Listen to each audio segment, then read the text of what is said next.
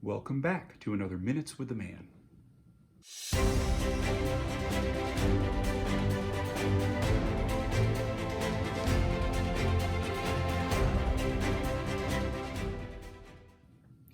We can't agree with everyone. Wouldn't you agree? If you don't agree, then technically you just did. Gotcha.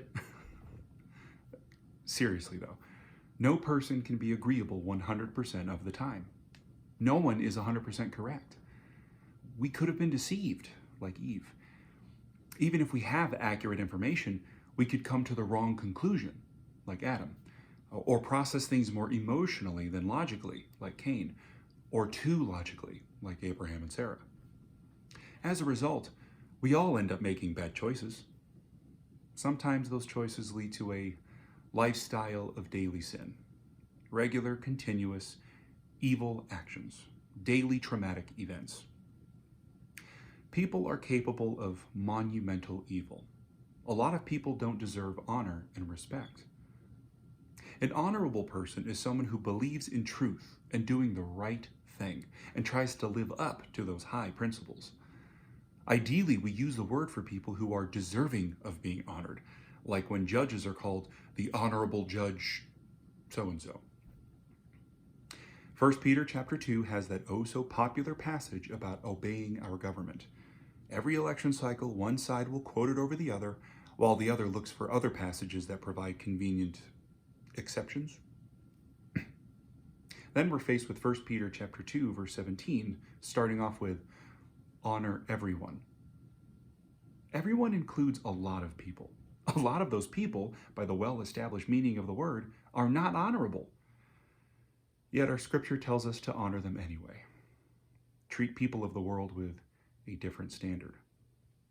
Paul and others did, as he says in 1 Corinthians chapter 4, verses 12 and 13, and again in chapter 5, verses 9 and 10. That's hard enough for anyone, but maybe the answer to today's question will make it easier to follow this command and Paul's example. How can we honor people without showing approval for their sinful lifestyle? Let's first be reminded that those who live in sin are deceived, ignorant of God's ways, the ways that you and I, Christians, should know pretty well by now. We know what sin is, but not everyone does. Or at least not everyone agrees with us.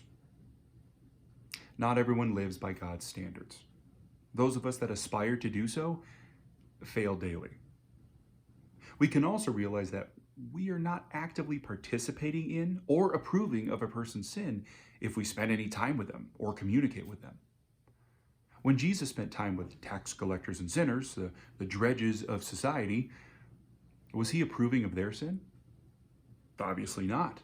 He was an example, an inspiration, someone worth listening to, a person that is literally the reason for the hope that is in us. That's the proper use of the word literally, by the way. That's not just me being a millennial. Jesus is the hope. If you're looking for someone to yell at, that's a figure of speech. Don't actually yell at anyone. Follow Jesus' example. Correct those who should know better and be an example for those who don't. We Christians have to be the reasonable ones in every aspect of life. Thanks for listening.